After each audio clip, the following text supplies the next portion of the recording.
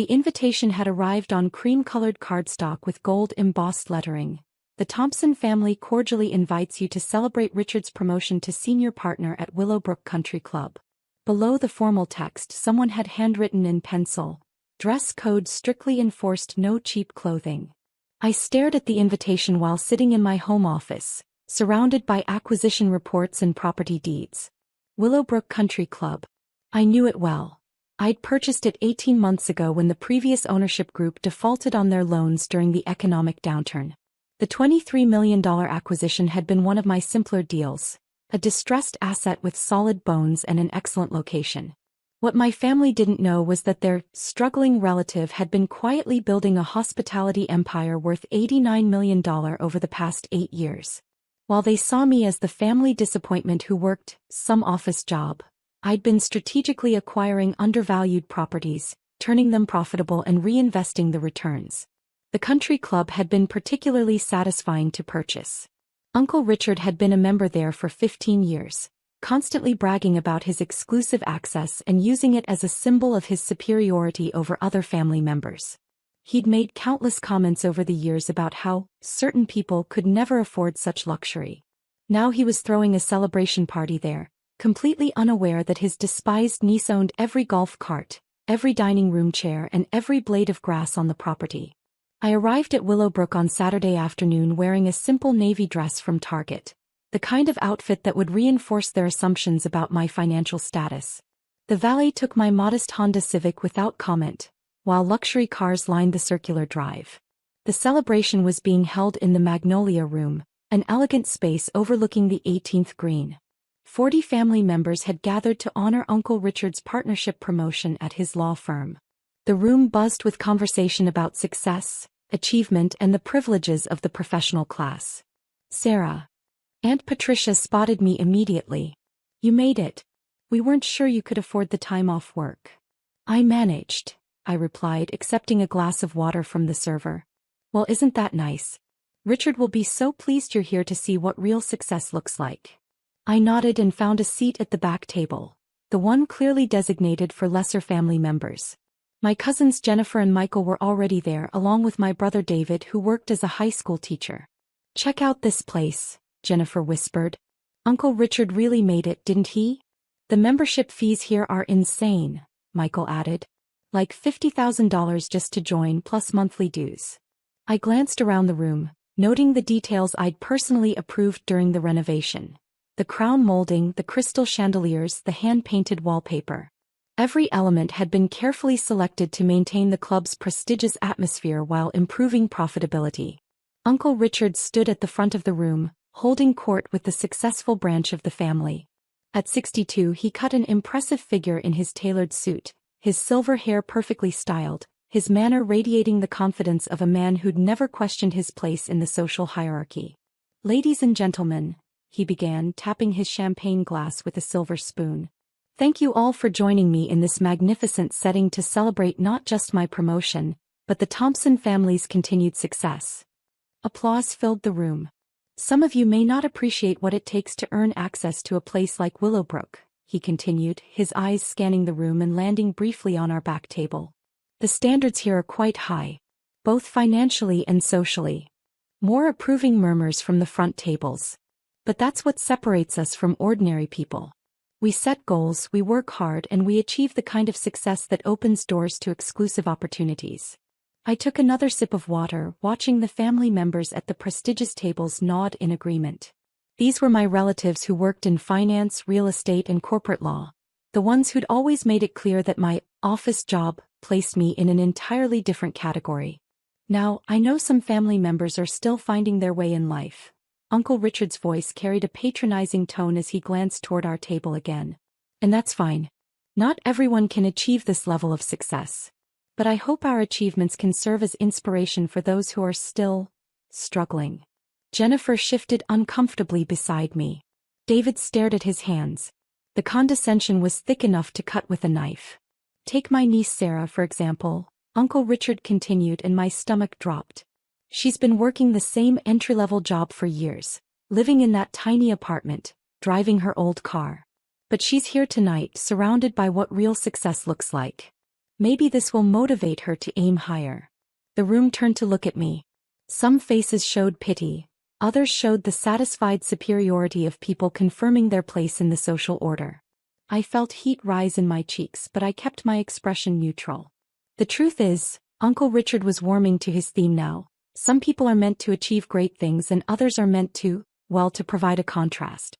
Sarah will never own anything nice like this country club membership. Unlike successful family members like us. Everyone nodded in agreement. The message was clear. Know your place, accept your limitations, and be grateful for the opportunity to witness real achievement. I simply sipped my water and said nothing. The dinner continued with more speeches about success, achievement, and the rewards of hard work. Throughout the meal, I received a steady stream of well-meaning but condescending comments from relatives. Don't feel bad about your situation, Sarah, Cousin Jennifer's mother told me during dessert. Not everyone can be wealthy. You contribute in other ways. Have you considered going back to school? Suggested Uncle Robert. Maybe you could still improve your prospects. The important thing is that you're here to support family success, added Aunt Margaret. Even if you can't achieve it yourself. Each comment was delivered with a smile, as if their pity was a gift they were generously bestowing upon me. I thanked them politely and continued eating the chocolate mousse that I'd personally approved for the club's new dessert menu. After dinner, Uncle Richard approached our table with his characteristic swagger. Sarah, thank you for coming tonight. I hope this experience has been educational for you. It certainly has been, I replied truthfully. Good. You know, there's something to be said for knowing your place in life. Not everyone can be a success, but everyone can appreciate success when they see it. Absolutely. I mean, look around you. This is what achievement looks like. The Willowbrook Country Club represents the pinnacle of social and financial success in this city. The membership requirements alone would be impossible for someone in your situation. I imagine they would be, I agreed. Exactly. You'll never own anything nice like this. But you can enjoy it vicariously through family members who have worked hard enough to earn access. He patted my shoulder in what he probably thought was an avuncular gesture. Keep working hard, Sarah.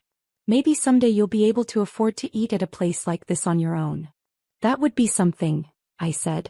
As the evening wound down, I lingered in the club's marble-appointed lobby, watching my relatives say their goodbyes. Uncle Richard was holding court by the fireplace, regaling a group with stories about his legal victories and his plans to host regular family gatherings at the club. This is going to be our family's regular meeting place, he announced. Quarterly dinners for the successful branch of the family.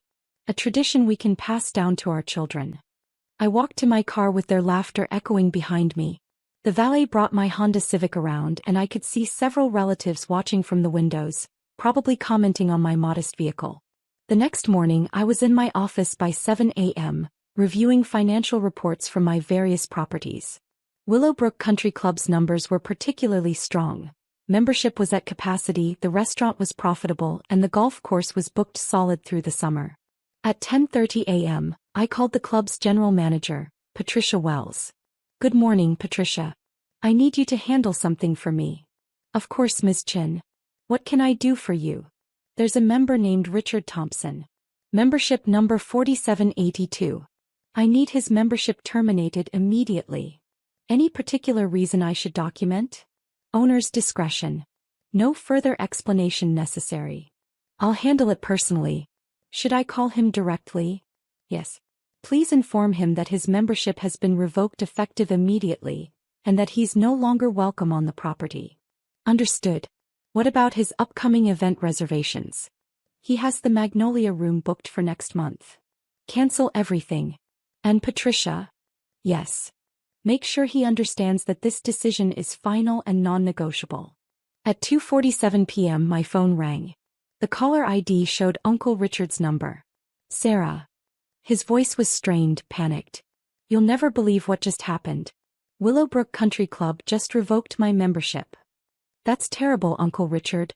Did they give you a reason? The manager said it was owner's orders and refused to explain further. 15 years of membership and they just kicked me out with no explanation. How strange. Did you try talking to someone in charge? I demanded to speak with the owner, but they said the owner doesn't take calls from former members. Former members. Can you believe that? That does seem harsh. Sarah, I need to ask you something and I hope you won't take this the wrong way. Of course. You don't happen to know anyone connected to the club, do you? Anyone who might be able to help me understand what happened. The irony was exquisite. The man who'd spent the evening explaining why I could never afford nice things was now asking for my help with his country club problem. Well, I said thoughtfully, I might know someone who could provide information. What I actually did was call Patricia back. Please have the club's legal counsel send Mr. Thompson a formal letter explaining that his membership was terminated due to conduct unbecoming a member. What conduct should I reference? Public disparagement of other members based on their perceived financial status. We have a zero-tolerance policy for that kind of behavior. Understood. The letter will go out today. 3 hours later, Uncle Richard called again. Sarah, I got a letter from the club's lawyers. They're claiming I violated some conduct policy by making disparaging comments about other members. But I don't understand, I never said anything inappropriate. What kind of comments are they referring to? Something about financial status discrimination. But Sarah, I was just talking about success and achievement. You were there, you heard everything I said. There was nothing wrong with it. I see. You don't think. I mean, when I mentioned you during my speech, that wasn't inappropriate, was it? I was just using you as an example of different life paths. As an example of what, exactly? Well, you know, of how some people struggle while others succeed. I wasn't being mean about it. You said I would never own anything nice. Right, but that's just realistic. I wasn't trying to hurt your feelings. I was just pointing out the obvious differences in our situations. And what situations are those? Sir, come on. You work an entry-level job, live in a small apartment, drive an old car. I'm a senior partner at a major law firm with a country club membership. These are just facts. Are they? Of course they are. Look, I'm sorry if I hurt your feelings, but I was just being honest about our different circumstances. Tell me, Uncle Richard, what exactly do you think my job is? You work in some office somewhere doing, I don't know, filing or administrative work. I see. And you've thought this for how long? Well, always, I guess. I mean, you never talk about work, you don't live extravagantly, you drive that old car. So you made assumptions based on appearances. Reasonable assumptions. Sir, what's this about? Can you help me with the club situation or not? Actually, I can help you understand exactly what happened. Thank you. I knew I could count on family. Uncle Richard, do you know who owns Willowbrook Country Club? Some investment group, I think. Why? The investment group is called Pacific Holdings LLC. Okay. I own Pacific Holdings LLC. There was a long silence. I'm sorry, what? I own the country club, Uncle Richard. I have for 18 months. That's not possible. I purchased it for $23 million when the previous owners defaulted on their loans. $23 million? Sarah, you can't be serious. I'm very serious. Your membership was terminated because the owner, me, doesn't tolerate members who publicly disparage others based on perceived financial status. But you work an office job. I own a consulting firm that specializes in distressed asset acquisition. My portfolio is worth approximately $89 million. $89 million? Yes. The entry-level job you mentioned is actually me running a multi-million-dollar business. That small apartment is a downtown penthouse that I own outright. And the old car is a personal choice. I prefer to live below my means. The silence stretched for nearly a minute. Sarah, are you telling me you're rich? I'm telling you that your assumptions about my life were completely wrong. But why didn't you tell us? Because I wanted to see how you'd treat me without knowing about my money. And last night, you showed me exactly how you really feel about family members you perceive as unsuccessful. I never meant. You used me as an example of failure. In front of 40 family members. At a club I own. If I had known. What? You would have treated me differently? That's exactly the problem, Uncle Richard. Sarah, please. You have to understand. I understand perfectly. Your respect is conditional on wealth. Your family love is based on social status. And your treatment of people depends entirely on what you think they can do for you. That's not true. Isn't it? When you thought I was poor, You used me as a cautionary tale. Now that you know I'm wealthy, you're desperately trying to apologize and get back into my good graces. I was wrong. I made a mistake. You made a choice. You chose to publicly humiliate someone you believed couldn't defend themselves. What do you want me to do? I want you to understand that actions have consequences. So you're keeping me banned from the club?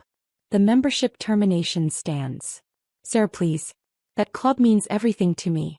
My professional reputation, my social standing, are all based on memberships and appearances rather than character. I noticed. I'll apologize publicly. I'll tell everyone I was wrong about you. Uncle Richard, do you honestly think this is about wanting an apology?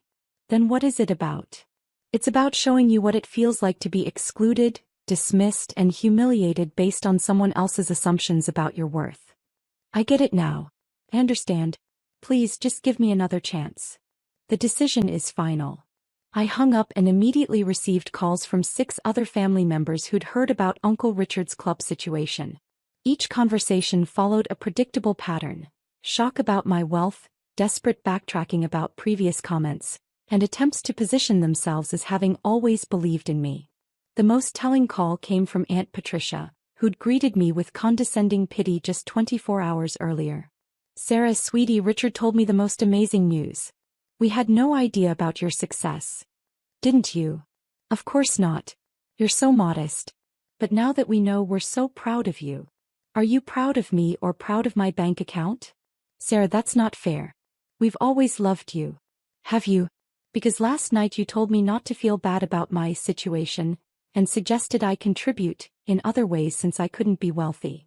I was just trying to be supportive. You were trying to manage what you saw as a family embarrassment. That's not true. Aunt Patricia, let me ask you something. If you found out tomorrow that I'd lost all my money, how would you treat me? The same way. With love and respect. Would you invite me to family gatherings at expensive venues? Well, I mean, that would depend on whether I could afford it. Exactly. Sarah, you're being unfair. Family relationships are complicated. They don't have to be. But you've all made them conditional on wealth and status. Within a week, the news of my actual financial situation had spread through the entire extended family. The response was swift and predictable. Suddenly everyone wanted to reconnect, to spend time together, to hear about my business success. Invitations poured in. Relatives who hadn't called me in years were organizing lunches, dinners, and coffee dates. The same people who'd spent decades treating me as the family's cautionary tale were now eager to claim credit for my success. We always knew Sarah would make it big, became the family's new narrative. But the most persistent contact came from Uncle Richard himself.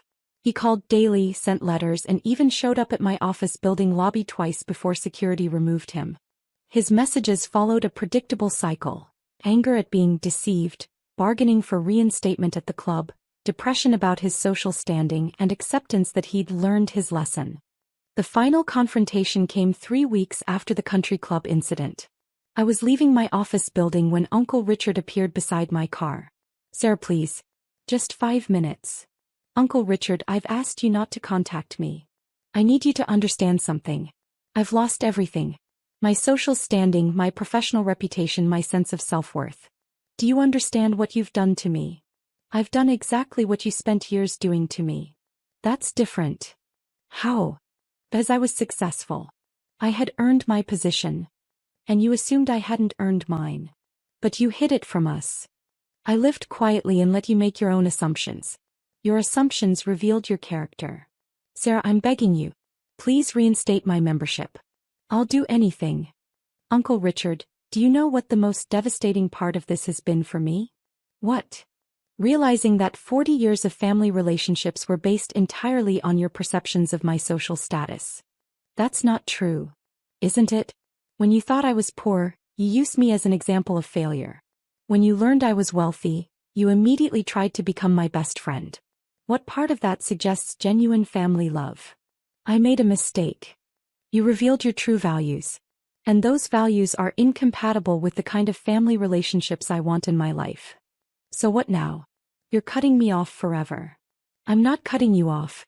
I'm simply treating you exactly how you treated me, based on my assessment of your character and worth. And what's your assessment? That you're someone who judges people entirely by their financial status and treats family members as either assets or embarrassments depending on their perceived success. I can change. Can you?